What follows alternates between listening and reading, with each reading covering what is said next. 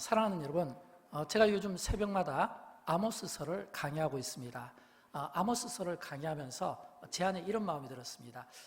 아모스서, 지금부터 딱 3,000년 전인데 3,000년 전 그가 살았던 그 시대가 하나님이 보실 때 참 숨가쁘게 돌아가는 것 같아. 숨가쁘게 돌아가는 것 같아. 막 숨이 벅찰 정도로 그런 그 시대의 모습을 보게 되면서 개인적으로 마음이 참 많이 아팠습니다.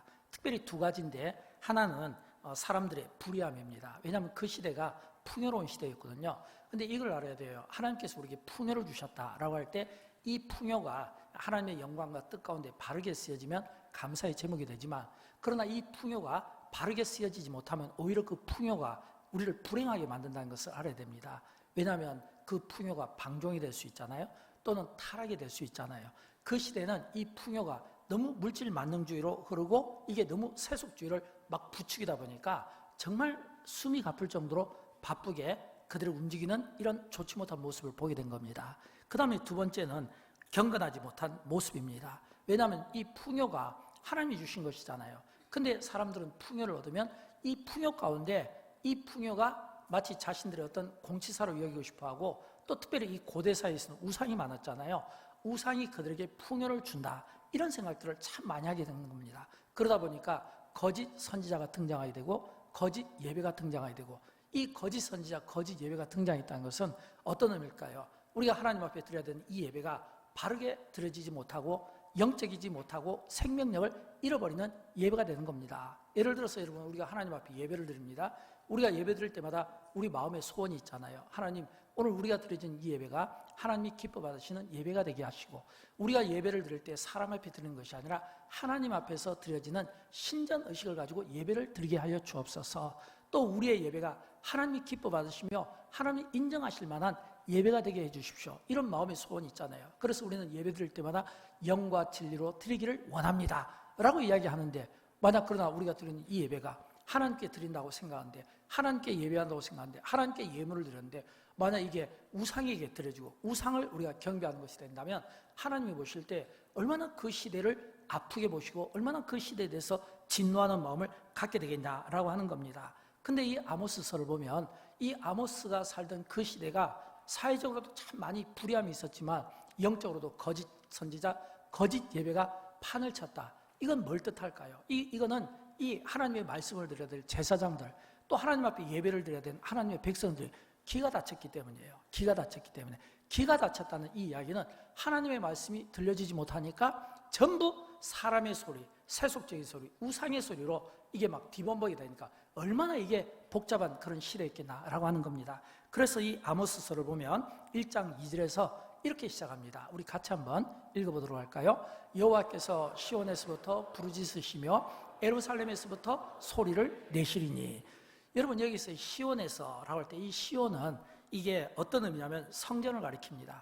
왜냐하면 여호와의 영광이 성전, 현대 용어로 치면 교회를 가리키는 거예요. 그러면 여호와께서 시온에서부터 부르짖으시며, 이 말은 성전에서 여호와께서 부르짖으시며. 근데 이 부르짖는다는 이 의미가 어감이 있잖아요. 우리가 똑같은 이야기를 하더라도 지금 이 어감이 좋은 의미다, 아니면 이 어감이 뭔가 좀 화가 났다 알 수 있잖아요. 근데 지금 여호와께서 부르짖으시다라고 할 때 이 부르짖는다는 이 의미가 어떤 의미냐면, 마치 사자가 막 이 굶주려 가지고 먹잇감을 찾기 위해서 막 이 성난, 막 화난, 이런 막 포효하는 이런 모습으로 막 소리를 지르는 거예요. 그러면 그 소리가 얼마나 크겠습니까? 지금 이 아모스가 느끼는 게 바로 그거예요. 지금 하나님이 부르짖는데 이 부르짖는 소리는 이스라엘 백성들의 죄악에 대해서 진노하시는, 그래서 막 사자가 막 포효하는 것 같은 그런 비유를 사용해서 지금 하나님이 우리를 위해서 부르신다라고 하는 거예요. 근데 부르짖는데 문제는 뭐냐면 그 이스라엘이 듣지를 못하는 겁니다. 제사장이 듣지를 못하는 겁니다. 듣지 못하는 그 시대에 하나님께서 누구를 찾아가시냐면 아모스를 찾아간 거예요. 아모스를 찾아간 거예요. 근데 여러분, 이 아모스는 어떤 사람일까요? 아모스는 하나님께서 아모스를 찾아가기 전까지만 하더라도 이 아모스는 평범한 사람입니다. 평범한 청년이에요. 그냥 평범한, 성경 속에도 한 번도 그의 이름이 언급되지 않은 무명의 청년이었습니다. 왜냐하면 하나님이 아모스를 찾아갔을 때 아모스는 두 가지 투잡을 가지고 있었어요. 보통 우리가 한 개의 짭인데 청년들이 이 살기가 힘드니까 두 개의 짭을 가질 수 있잖아요. 낮에는 젊은 농업인이었어요. 그래서 뽕나무를 재배했습니다. 근데 또 밤에는 또 이게 목자였습니다. 그래서 밤에는 또 양떼들을 또 지키고 있습니다. 근데 우리가 다윗의 시편을 보면 알듯이 이 다윗이 양떼를 지킬 때 이 일이라든지 짐승들이 그 양들을 호시탐탐 막 노리고 있잖아요. 그러면 그 다윗은 그 호시탐탐 노리는 양들을 지키기 위해서 밤을 샐 때가 많았고, 그리고 이 짐승들이, 맹수들이 노릴 때 막 굉장히 막 포효하잖아요. 막 소리를 지르잖아요. 그러면 막 양들이 막 주눅들어갖고 꼼짝 못할 때 막 이렇게 삼키는 거 아닙니까? 그런 것처럼 지금 하나님께서 이스라엘 백성들을 부르짖는데, 이 부르짖는 소리는 어떤 소리냐면 하나님이 아모스를 만나주셔요. 그래서 하나님께서 아모스를 선지자로 세웁니다. 그래서 하나님의 말씀이 이 아모스에게 들려지는데, 딱 아모스가 들어보니까 어떤 생각을 하냐면, 내가 시골에서 양들을 키우면서 양들을 지키기 위해서 그 밤마다 사나운 그 포효하는 막 사자의 맹수 같은 이런 소리를 들으면서 굉장히 두려움도 있고 스트레스도 받았고 늘 긴장하며 살았는데, 이 하나님의 음성을 딱 듣고 보니까 하나님의 음성이 지금 자기가 그처럼 밤마다 양들을 지키면서 들어야만 했던 그 포효하는 그 사자와 같은 그 소리를 들었다라고 하는 겁니다. 그렇다면 여러분, 그 소리를 듣는 이 아모스 입장에서는 얼마나 긴장감이 막 맴돌겠습니까? 근데 이 시대가 어떤 시대냐면, 하나님이 그렇게 부르짖어도 이 부르짖는다는 이 의미는 그냥 부르짖는 게 아니라 막 소리를 크게 지른다 이런 뜻이잖아요. 지난주에 저희 교회 저 대신에 우리 왕재천 목사님이 설교하셨잖아요. 아마 여러분 왕재천 목사님이 설교할 때 저는 이제 경기도 오산에서 또 우리 동생 목사님이 또 섬기는 그 교회에서 바꿔서 제가 설교를 했는데, 딱 설교를 끝나니까 장로님들이 딱 와서 제게 하는 이야기가 있어요. 어쩜 그렇게 안 닮았어요? 너무 안 닮았네요. 이렇게 안 닮을 수가 있어요? 뭐 하나 닮은 게 없는 거예요. 뭐 목소리부터 뭐 태도부터 설교부터. 아마 여러분은 우리 동생 목사님이 설교하실 때 참 편안했을 겁니다. 원래 성품이 온유하고 목소리가 잔잔하거든요. 그러니까 아마 편안하셨을 거예요. 아마 어떤 분은 편안한 단잠을 주무셨을 수도 있겠다는 생각을 갖게 됩니다. 근데 또 저는 반대예요. 왜냐하면 우리 동생 목사님은 보통 설교를 물어봤거든요. 몇 분 합니까? 그러니까 보통 교회에서는 30분 정도 합니다 하고 미리 부목사가 이렇게 자꾸 저한테 푸시를 하더라고요. 근데 제가 47분을 했습니다. 목소리도 막 크잖아요. 그러니까 계속 사람들이 귀를 만지고 시계를 보고 왔다 갔다 하고 정신을 못 차리겠더라고요. 근데 여러분, 이렇게 막 이 잔잔한 분들에게 소리를 막 지르면 굉장히 이 긴장이 되고 막 듣기 싫을 거 아니에요. 조용하면 잘 안 들릴 수도 있지만 너무 시끄러우면 그러잖아요. 근데 저는 이제 습관이 되다 보니까 좀 이렇게 질러야 되거든요. 근데 이 조용한 사람들에게 막 지르는 이 소리가 얼마나 부담되겠습니까? 사람의 소리도 부담된데, 제가 이 예화를 잠깐 든 것은 지금 이 이스라엘 백성들이 이 지금 하나님의 음성이 막 들리는데, 저의 이 소리가 막 마이크 볼륨 높이는 이런 정도가 아니라 사자가 굶주려서 그 굶주린 그 상태에서 포효하면서 먹잇감을 찾기 위해서 달려드는 겁니다. 그럼 얼마나 무섭겠어요? 그 소리가 얼마나 공포감이 질리겠습니까? 우리가 어쩌다 영화 같은 데 보면 막 그 맹수가 팍 달려들면 소리를 치면 주눅이 돼서 꼼짝 못하고 이러고 있잖아요. 그냥 움직이지 못하고 막 잡혀먹는 거잖아요. 그런 그 시대에 하나님의 그 음성이 들리는데도 제사장이 듣지 못했다는 거예요. 여러분, 하나님의 아모스를 찾아갔다는 건 어떤 의미일까요? 아모스를 찾아갔다는 것은, 그 아모스는 평범한 사람이잖아요. 평범한 일상을 살아가는 평범한 자기 직업을 가진 사람이었잖아요. 근데 하나님의 아모스를 찾아갔다는 건 제사장이 없었을까요? 제사장이 있었어요. 하나님을 예배한 자들이 없었을까요? 거짓 예배, 거짓 선지자가 있었다고 했잖아요. 있었어요. 하나님을 믿는 백성들이 있었어요. 근데 왜 아모스를 찾아갔냐 이거예요. 그처럼 하나님이 시온에서 부르짖는데, 그 성전에서 부르짖는 그 소리를 귀를 막으니까, 귀가 닫히니까, 마음이 굳어있고 닫히니까 하나님의 말씀이 들릴 리가 없다는 겁니다. 하나님의 말씀이 들리지 않으니까 오죽하면 하나님께서 평범한 한 시골 청년을 찾아가야만 했겠냐라고 하는 겁니다. 근데 이 하나님의 말씀을 당연히 들어야 되는데 듣지 못한 대표적인 사람이 누구냐면, 오늘 보면 14절에 나오는 아마샤입니다. 이 아마샤는 그 이스라엘의 제사장 중에서도 가장 높은 직급에 있는 제사장이에요. 이 말을 바꿔 이야기하면 모든 사람들에게 존경받고 모든 사람들에게 이렇게 지도력을 행사할 수 있는 사람인데, 근데 이 아마샤가 하나님의 말씀을 전하지 않고 자기 이야기만 청하고 하나님의 영광을 올려드리기보다는 자기 어떤 이익과 자기 욕심만 채우려고 하고, 여러분, 지도자가 타락하면 어떻게 됩니까? 지도자가 부패하면 어떻게 됩니까? 우리는 역사의 교훈을 통해서 지도자가 부패하고 타락하면 어떻게 된다는지 알고 있잖아요. 교회에서 만약 하나님의 말씀을 전하는 지도자가 만약 하나님의 말씀을 전하지 않고 자기 이야기를 전하고 세상 이야기를 전한다면 어떻게 되겠습니까? 그 교회는 진짜 불쌍한 거예요. 정말 불행한 거예요. 왜요? 하나님의 말씀, 우리가 이 자리에 앉아있는 것은 왜 앉아있나요? 하나님의 말씀을 듣기 위해서 앉아있는 거잖아요. 하나님께 예배하기 위해서 앉아있는 거잖아요. 근데 지도자가 자기 이야기하고 자기 욕심만 채우고 그러면 그 성도들이 어떻게 되겠냐 이거예요. 그것은 마치 맹인이 맹인을 인도하는 그런 그 어리석음의 길을 걸어가게 된다는 겁니다. 그게 누구냐면 바로 아마샤였어요. 그래서 우리가 이 아모스서 2장을 보면 나실인 제도가 나옵니다. 여러분 나실인 아시죠? 나실인은 하나님께 내가 이 자녀를 내가 구별되게 하겠습니다. 성별되게 하겠습니다. 내가 하나님께 온전히 내가 드리겠습니다. 서원하면서 만든 게 나실인 제도잖아요.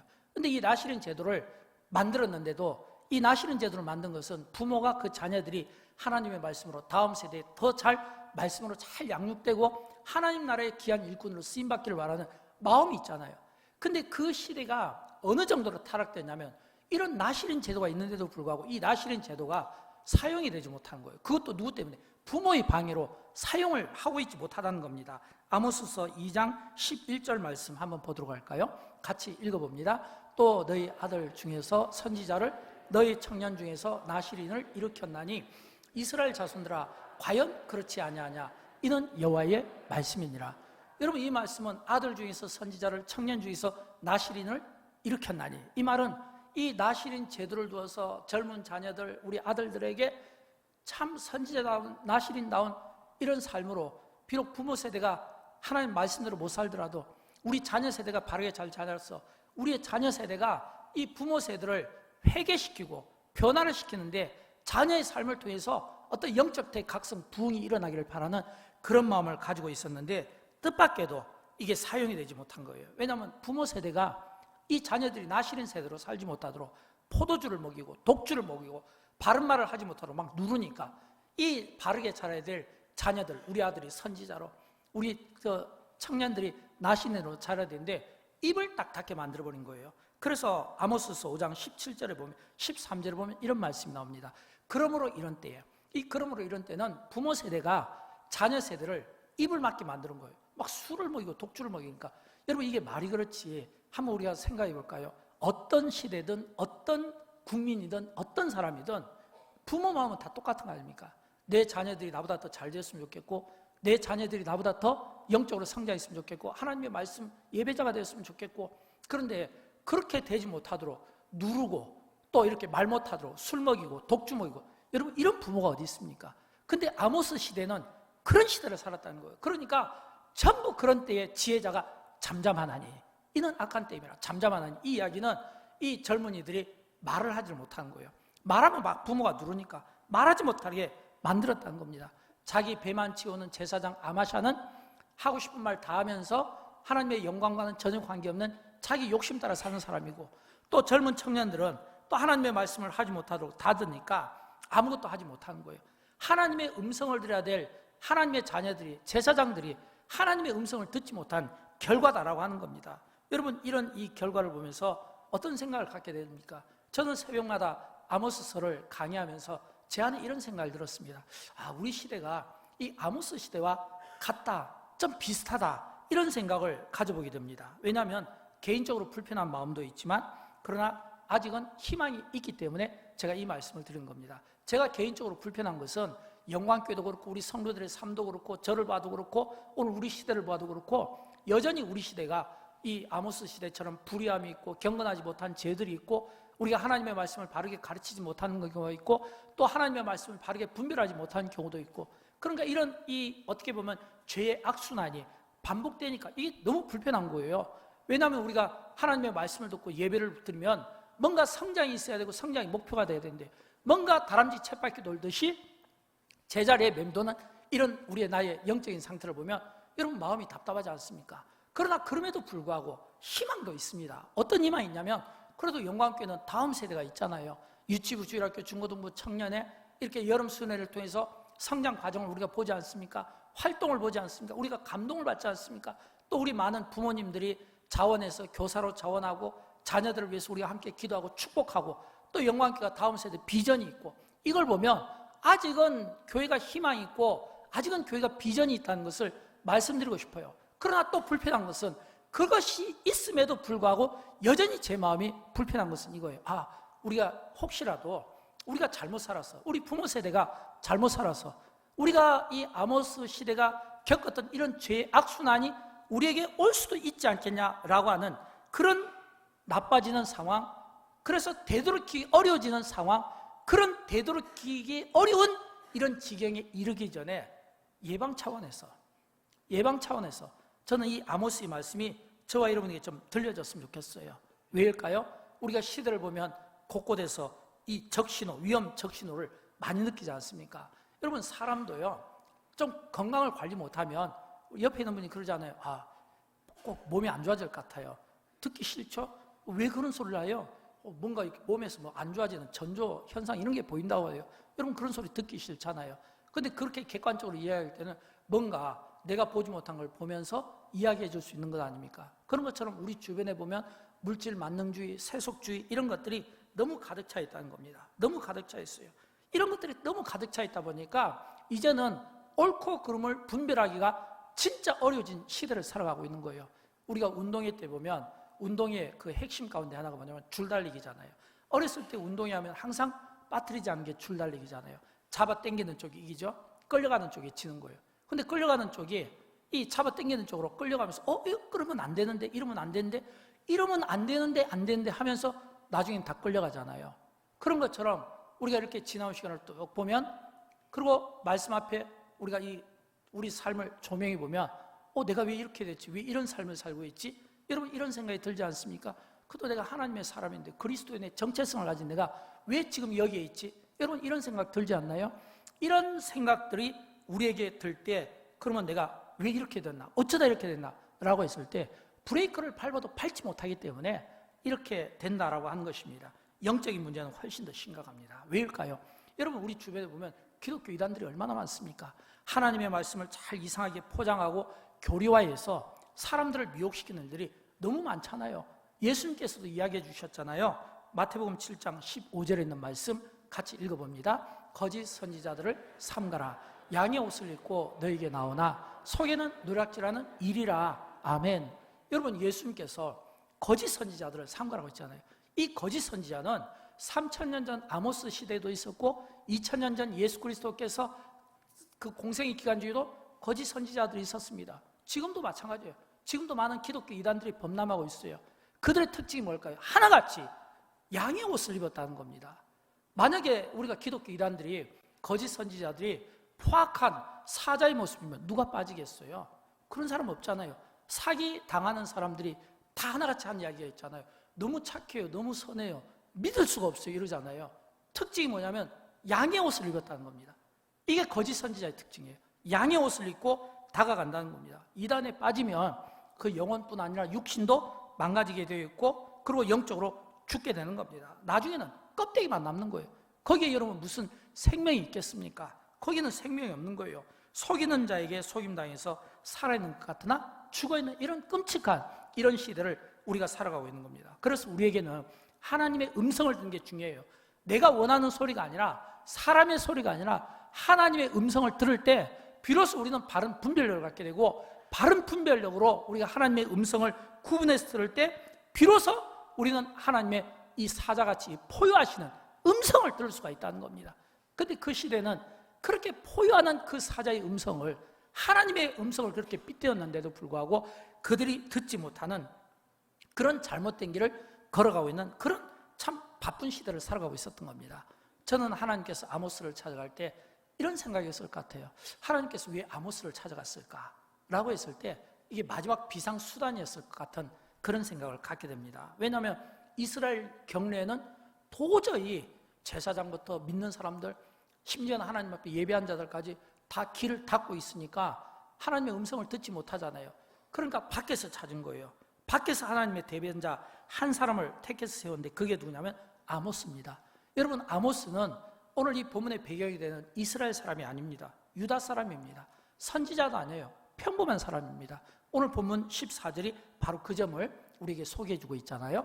다시 읽어볼까요?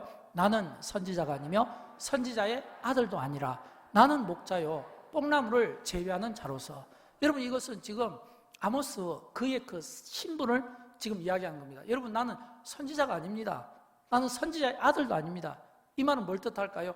그 집안이 뭐 기독교 내려오는 전통적인 어떤 집안도 아니고 뭐 제사장의 어떤 집안도 아니고 뭔가 이렇게 어떤 뭐 이렇게 좀 가문이 좋은 이런 집안이 아니라는 거예요. 나는 목자입니다.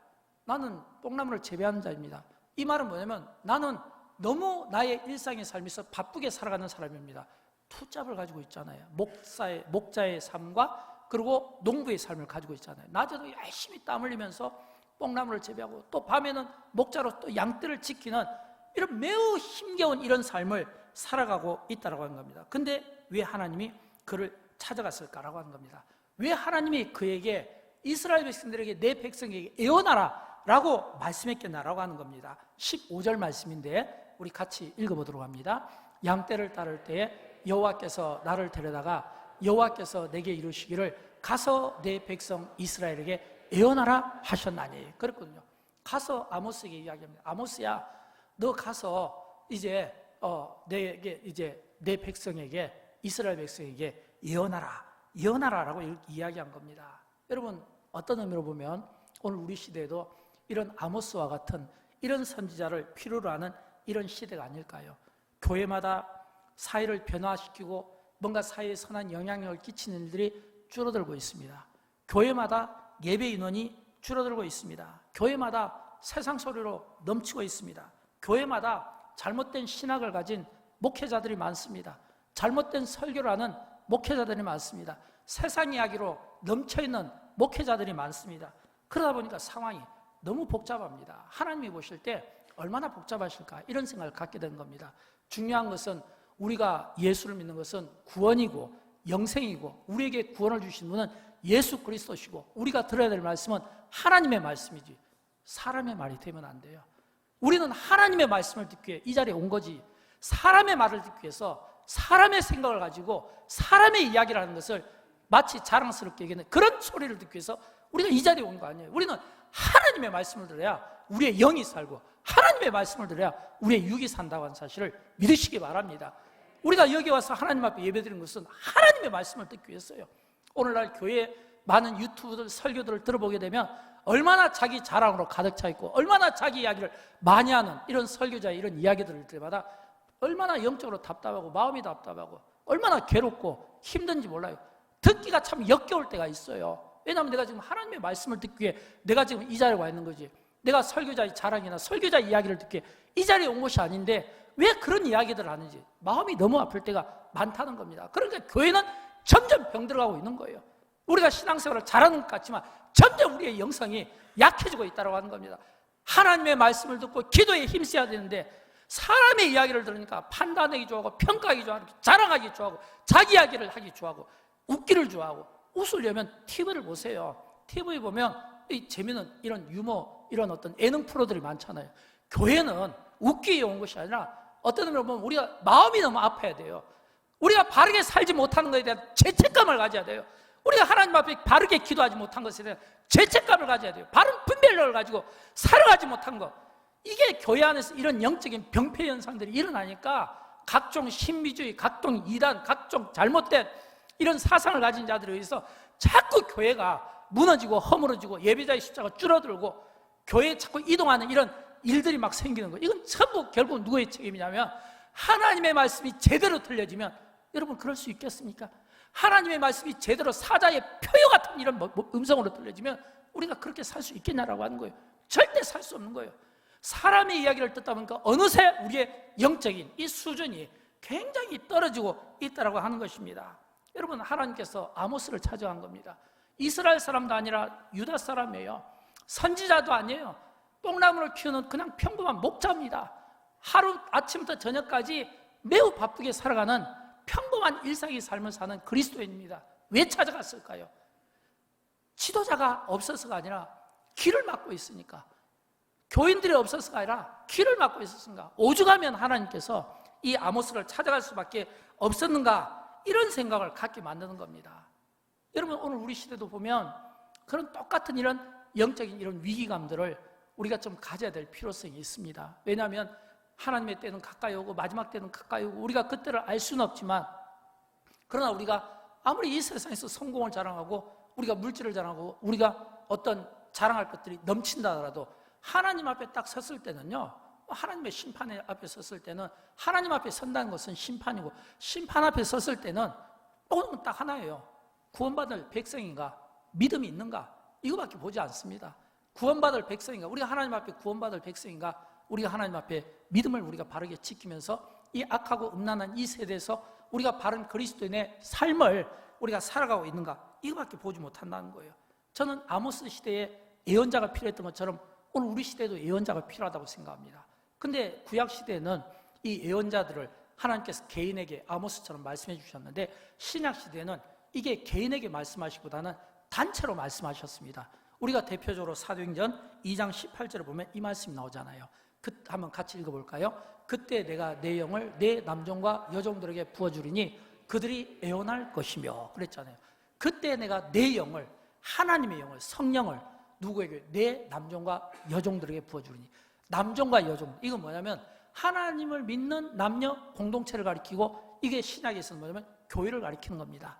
다시 말하면 하나님의 말씀을 받은 교회가 오늘 하나님의 말씀을 예언하라 라고 하는 겁니다. 그러므로 성령 충만한, 성령 받은 우리가 하나님 앞에서 바른 예배를 통해서 오늘 이 시대를 향하여 교회가 예언할 수 있는 이런 예언의 능력을 우리 모두가 가져야 되겠고, 또 하나님의 뜻이 지금 이 아모스를 통해서, 아모스를 보라, 이 이야기는 뭐냐면 아모스를 찾았던 것처럼 오늘 우리 시대에 깨어있고 바른 분별을 가지고 바른 지각과 영성을 가진, 기도의 능력을 가진 이런 평신도 지도자들, 아모스 같은 사람들을 찾고 싶어 한다는 거예요. 깨어있는 평신도들을 찾고 싶어 한다는 거예요. 저는 하나님이 그처럼 보고 싶어 하는 예배자, 그처럼 찾고 싶어 하시는 이런 평신도를 찾고 싶어 할 때 하나님이 찾으시는 그 한 사람이, 하나님이 찾으시는 그 예배자가, 그 깨어있는 분별력을 가진 그 평신도가 여러분이 되었으면 좋겠습니다. 여러분이 되었으면 좋겠어요. 여러분, 예언자란 무엇일까요? 예언자란 두 가지 뜻이 있습니다. 히브리어로 하나는 이 마음이, 가슴이 끓어오른다, 이런 뜻이 있습니다. 샘을 이렇게 딱 파면 제일 처음에 어떤 현상이 나타납니까? 막 물이 쏟아오르잖아요. 제가 아프리카에 가서 샘을 파니까 탁 이 샘이 꽂혀서 이렇게 딱 이제 이 물 틀기도 전에 샘이 이렇게 딱 터지면은 막 펌프처럼 올라오거든요. 나중에 이걸 갖다 뭘로 덮지 않으면 계속 막 올라오는 거예요. 그런 것처럼 하나님의 말씀으로 가득 차 있는 사람에게는 이게 막 계속 막 끓어오르는 이런 사람을 가리키는 겁니다. 골로새서 3장 16절 말씀에 보면 제가 좀 읽어드릴게요. 그리스도의 말씀이 너희 속에 풍성히 거하여 모든 지혜로 피차 가르치며 권면하고, 그랬잖아요. 여러분, 이 샘이 막 끓어온다는 것은 하나님의 말씀이 너희 속에 풍성히 거기서 그 지혜로 가르치고 권면한다라고 하는 겁니다. 저는 우리가 이 예언자의 삶을 살리면 무엇보다 우리 안에 하나님의 말씀으로 가득 차기를 진심으로 축복합니다. 하나님의 말씀이 내 안에서 가득 찰 때 이 하나님의 말씀이 막 샘에서 물이 막 쏟아오르는 것처럼, 이걸 막을 수 없는 것처럼 하나님의 말씀을 전하지 않고는 견딜 수 없는 그런 거룩한 복음의 능력이 있었으면 좋겠어요. 그 다음에 두 번째, 이 예언자의 뜻은 무거운 짐을 진 자입니다. 무거운 짐을 진 자. 이 무거운 짐에 눌려서 견디지 못한 사람. 여러분, 아모스의 이름 뜻이 뭔지 압니까? 아모스의 이름 뜻이 무거운 짐을 진 자입니다. 무거운 짐을 진 자. 그러면 하나님께서 왜 아모스를 택했는지 좀 감이 오잖아요. 그 시대의 영적인 무거운 짐, 그리고 거룩하게 살지 못하는 세상의 모든 불의에 대한 이 구원을 위한 무거운 짐, 이런 영적인 무거운 짐을 이 아모스가 지고 그가 선지자의 그 삶을 살아가게 되었다라고 하는 겁니다. 여러분, 신약 시대도 보면 그런 사람들이 많이 있잖아요. 이 오순절 마가의 다락방에서 성령 받은 이 베드로와 요한이 하나님의 말씀을 거침없이 전하니까 그 유다인들이 이 두 사람을 공의에 붙잡아서 다시는 말하지 말라고 할 때 그들이 한 말이 있잖아요. 사도행전 4장 20절 말씀. 우리는 보고 들은 것을 말하지 아니할 수 없다. 이거는 내가 보고 들은 것을 어떻게 말하지 않을 수 있겠는가? 이 하나님께서 자신들에게 준 이 성령의 은혜로 인해서 예수 그리스도의 이 복음을 전하지 않을 수 없다. 이런 거룩한 부담. 이거는 뭐 베드로뿐만 아니라 사도 바울에게는 더 심하죠. 왜냐하면 바울은 고린도전서 9장 16절에서 이렇게 이야기합니다. 같이 읽어봅니다. 내가 복음을 전할지라도 자랑할 것이 없으면 내가 부득불할 이름이라. 만일 복음을 전하지 아니하면 내게 화가 있을 것임이라. 아멘. 여러분, 바울이 곳곳마다 가다 복음을 전한 것은 이 복음을 전하지 않으면 견디지 못하는, 내가 이 복음을 전할 수밖에 없는 민족 복음, 또 가족 복음, 또 세계 모든 복음. 그래서 아시아에서 유럽까지 3번이나 왔다 갔다 하면서 그가 복음을 전하는 사도의 삶을 사는 것은 그 안에 내가 전하지 않으면 견딜 수 없는 이 복음의 뜨거움, 그 부득불, 그 복음의 그 뜨거움이 이 바울의 가슴을 뜨겁게 만드는 겁니다. 저는 여러분 그런 것처럼 오늘 교회가 하나님 앞에 성령으로 충만함을 받고 성령 충만함 받은 우리가 세상에서 우리가 전할 것은 복음이고 또 우리가 자랑할 것은 복음이고 예수 그리스도 십자가 이 복음을 우리가 자랑하고 전하는 이 일을 우리가 위임을 받았는데 저는 잘 감당했으면 좋겠어요. 왜일까요? 교회는 하나님의 비밀을 맡은 자잖아요. 하나님께서 성경을 통해서 역사를 통해서 하나님의 비밀을 다 우리에게 말씀해 주었잖아요. 말씀해 주었어도 눈이 닫히고 귀가 닫힌 사람들에게는 보이지 않는 법입니다. 아모스서 3장 7절과 8절을 보면 나오는데 주 여호와께서는 자기의 비밀을 그종 선지자들에게 보이지 아니하시고는 그랬거든요. 그 하나님의 비밀을 선지자들에게는 보이지 않았다는 거예요. 선지자들에게 보이지 않았다는 것은 이미 그들이 귀를 막고 이미 그들이 눈이 닫혀 있으니까 그렇게 사자 같은 그 포효하는 그 음성을 전해도 듣지를 못하는 거잖아요. 듣지를 못하는 거잖아요. 그러니까 마지막에 보면 여호와께서 말씀하시니 누가 예언하지 아니하겠냐. 이 말은 지금 이 아모스를 두고 아모스야 너가 나가서 해야 된다라고 하는 것을 우리에게 보여주고 있는 겁니다. 사랑하는 여러분, 저는 오늘 우리 시대도 정말 많은 면에서 영적으로 닫혀 있고 많은 면에서 이 세속주로 흘러가는 정말 이 악하고 이 타락한 이 시대를 향해서 구원할 때 이 구원의 복음을 저와 여러분이 펼쳤으면 좋겠어요. 그러기 위해서는 하나님의 말씀이 들리기를 원합니다. 영의 귀가 열리기를 원합니다. 말씀이 들을 때마다 깨달아지는 은혜가 있기를 원합니다. 그래서 옆에 있는 가족에게 이 하나님의 말씀을 전하기를 원합니다. 그래서 하나님의 말씀을 두려워하고 하나님의 말씀이 내 안에서 삶의 변화를 일으킬 때 비로소 내 안에 내적인 변화가 일어난 겁니다. 내 안에서 내적인 혁명이 일어나는 거예요. 진짜 내 안에서 나를 바꿀 수 있는 것은 그냥 우리가 주여 삼창합시다 해서 바뀌어지는 게 아니에요. 회개합시다 해서 바뀌어지는 게 아니라 하나님의 말씀, 살아있는 하나님의 말씀이 내 안에서 움직이면 그게 들려지면 회개는 자동적으로 일어나는 거예요. 그냥 회개하자 회개해서 일어나는 것이 아니라 하나님의 말씀이 깨달아지면 내가 바르게 살지 못한 것에 대해서 내가 진짜 회개하는 이런 내적인 변화가 일어나게 될 때 비로소 하나님은 그런 자를 들어 쓰신다라고 하는 겁니다. 그렇다면 아모스는 그가 왜 쓰임받았을까요? 비록 그는 변방에 있는 한 시골 청년이었고 농업인이었고 모든 사람들에게 알려지지 않는 평범한 사람이었고 그냥 평범한 청년이었지만 그러나 하나님 보실 때는 깨끗했다는 겁니다. 하나님이 보실 때는 그 내적인 이런 말씀이 들어갈 때 들을 수 있는 귀를 가지고 있었다는 거예요. 말씀이 들어가니까 깨달을 수 있는 그 마음이 있었다는 거예요. 그래서 그걸 무거운 짐으로 여기고 그가 선지자로 예언자로 쓰임을 받았던 것처럼 오늘 이런 쓰임을 받는 삶을 우리가 살았으면 좋겠어요. 저는 그런 의미에서 여러분 우리 모두가 이 아모스처럼 오늘 이 시대에 영광교회가 오늘 이 시대의 예언자의 삶을 살았으면 좋겠고 여러분 한 사람 한 사람의 이런 예언하는 이 능력으로 살았으면 좋겠습니다. 그러기 위해서는 어떻게 해야 될까요? 우리가 예언할 때 우리가 어떤 예언을 해야 될까요? 제가 3가지만 말씀을 드렸는데 첫째는 복음으로 예언을 하십시오. 복음으로.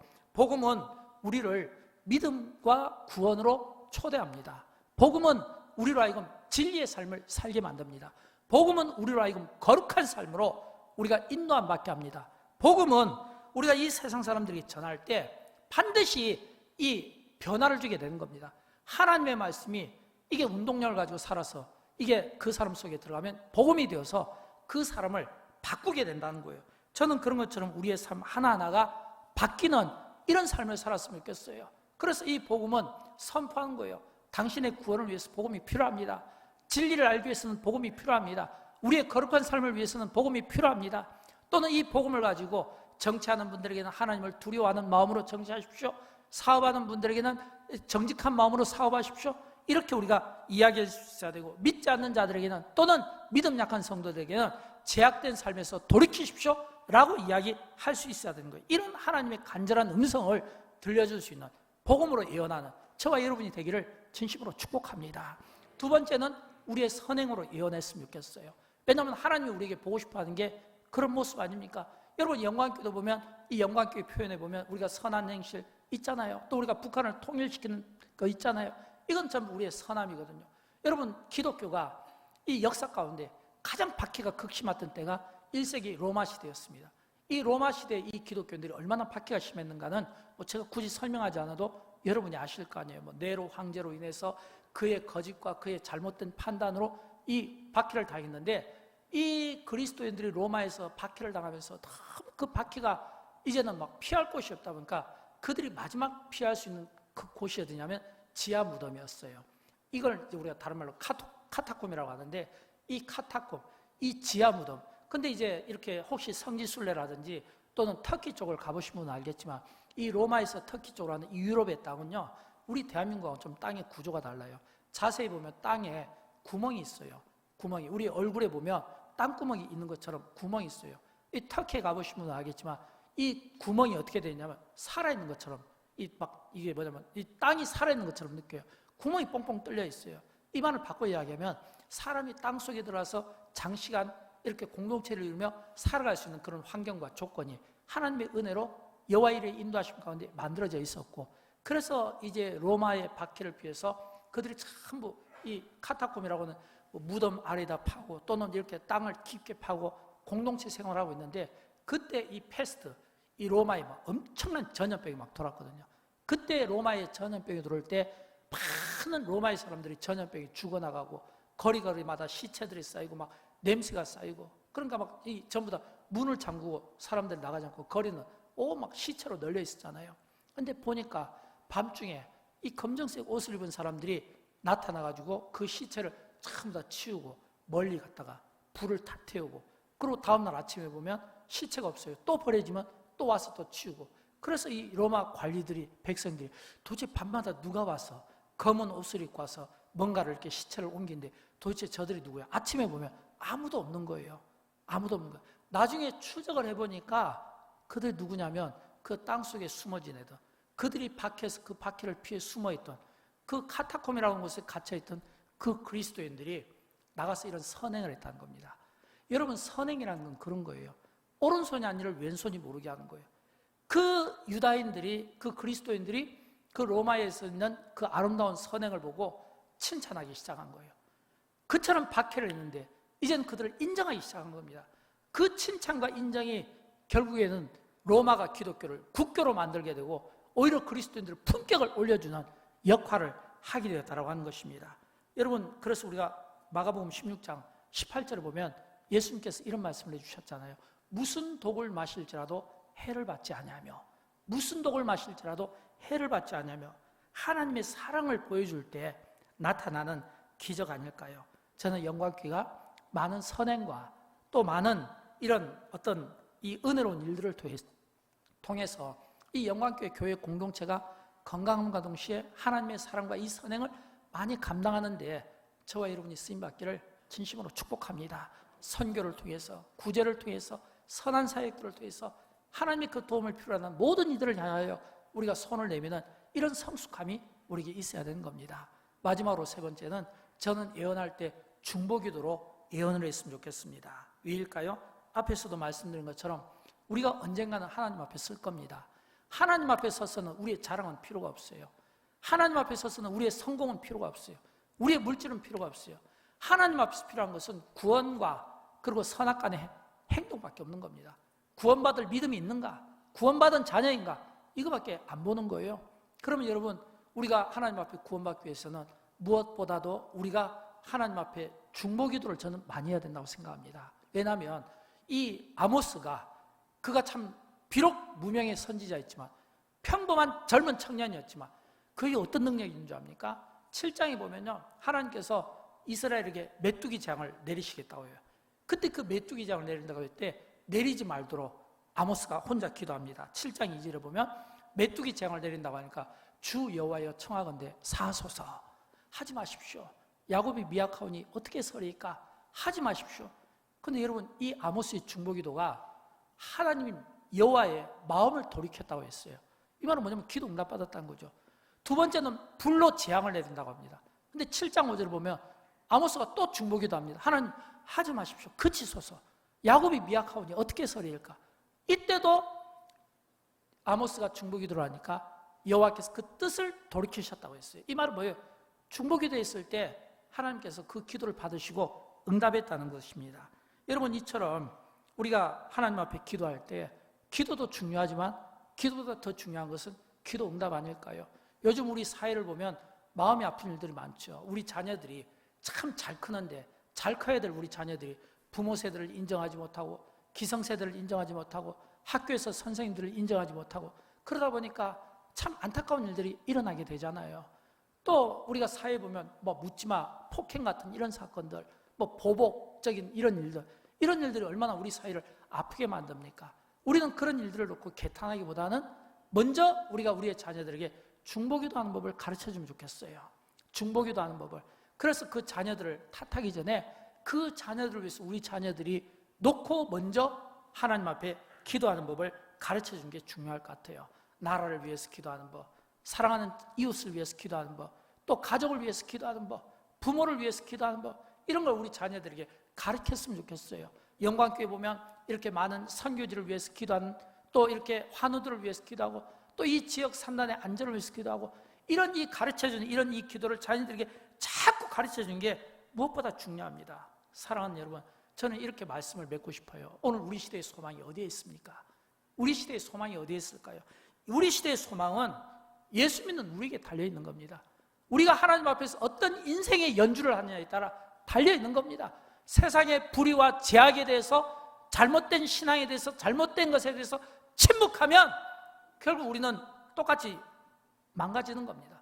그러나 하나님의 그 부르짖으시는 음성을 듣고 우리가 아모스처럼 각자의 자리에서 열심히 아침부터 저녁까지 일하면서 그 열심히 일하는 가운데 내가 복음으로 예언하고 구원을 받아야 되니까, 구원이 필요하니까, 진리대로 살아야 되니까, 또 이 어려운 사람들에 또 선행을 하고, 왜냐하면 착함을 보여줘야 되니까, 또 기도에 힘쓰고 우리의 중보기도가 이 아모스처럼 메뚜기 재앙으로부터 건진받게 하고 불재앙으로부터 건진받게 하는 것, 한 사람 젊은 청년 아모스의 그 기도가 그 시대의 재앙을 막았던 것처럼 우리에게 이런 중보기도가 능력 있고 응답을 받도록 우리가 이런 이 기도의 사명들을 잘 감당할 때 비로소 하나님이 오늘 이 시대를 영광교회를 쓰시지 않겠습니까? 여러분 한 사람 한 사람을 쓰시지 않겠냐 이거예요. 저는 그런 의미에서 영광교회가 오늘 이 시대를 예언하는 교회가 되었으면 좋겠고, 여러분 한 사람 한 사람이 각자의 삶의 일터에서 복음으로 예언하고 선함으로 예언하고 기도로 예언하고 응답받는 인생이 되어서 마지막 때에 하나님 사명 잘 감당하고 그날에 하나님께 온전한 영광을 올려드리기를 주님의 이름으로 축원드립니다. 우리 함께 일어나셔서 함께 찬양하도록 할까요? 오늘 찬양은 이 땅 위에 하나님의 교회의 부르심을 따라 일어나, 제가 이 찬양을 택한 것은 오늘 하나님의 모든 교회가, 영광교회가, 모든 성도들이 우리가 다시 한번 소명을 잘 감당하며 세움받기를 원하는 그런 마음에서입니다. 함께 찬양하도록 하겠습니다.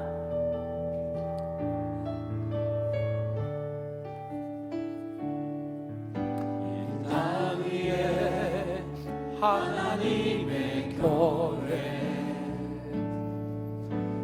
부르심을 따라 일어나